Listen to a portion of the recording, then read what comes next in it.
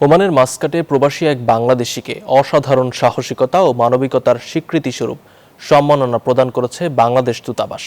বরকা অঞ্চলে আকস্মিক বন্যা পরিস্থিতিতে নিজের জীবন ঝুঁকি রেখে দুই ভারতীয় প্রবাসীর প্রাণ রক্ষা করেন মোহাম্মদ সাগর। গেল বৃহস্পতিবার মাস্কাটের দূতাবাস প্রাঙ্গণে আয়োজিত অনুষ্ঠানে তার হাতে সম্মাননা সনদ তুলে দেন ওমানে নিযুক্ত বাংলাদেশের রাষ্ট্রদূত খন্দকার মিসবাউল আজিম। উপস্থিত সবাই সাহসিকতার জন্য সাগরকে আন্তরিকভাবে অভিনন্দন জানান।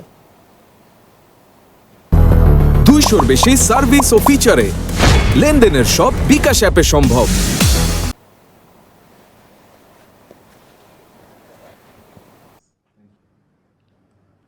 জনাব মোহাম্মদ সাগর, তিনি গত বন্যার সময় একটি অত্যন্ত বীরত্বপূর্ণ এবং সাহসিকতা এবং মানবিক দৃষ্টান্ত স্থাপন করেছেন।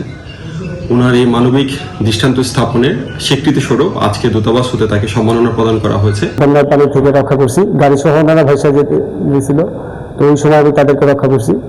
তো এই জন্য আজকে ওমান দূতাবাস মানে বাংলাদেশ এম্বাসি আমাকে আমার কার্যক্রমের জন্য একটি সার্টিফিকেট প্রদান করেছে।